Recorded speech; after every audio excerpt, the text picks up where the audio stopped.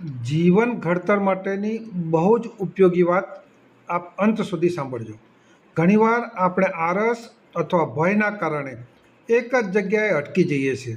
જ્યારે આપણો આધાર એટલે કે કમ્ફર્ટ ઝોન છીનવાઈ જાય છે ત્યારે જ આપણે આપણી પાંખો ફેલાવીને ઉડતા શીખીએ છીએ.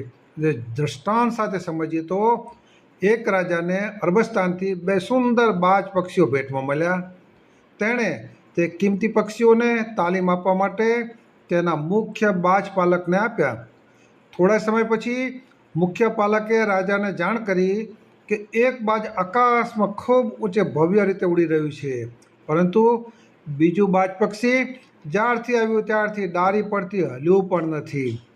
રાજાએ આના નિરાકરણ માટે અનેક વૈદ તથા નિષ્ણાંતો બોલાવ્યા, પણ તે પક્ષી પોતાની જગ્યાથી હલ્યું નહીં, એટલે કોઈની કાર્યવાહી કારગત ન નીવડી. અંતે રાજાએ એક ગ્રામીણ વિસ્તારમાંથી એક મહેનતુ કિસાન ખેડૂતને બોલાવી વાત કરી. બીજા દિવસે સવારે રાજા મહેલમાં બગીચામાં બાજને ઊંચું ઉડતું જોઈ રોમાંચિત થઈ ગયા અને ખેડૂતને રાજી કરી પૂછ્યું, આ કેવી રીતે બન્યું?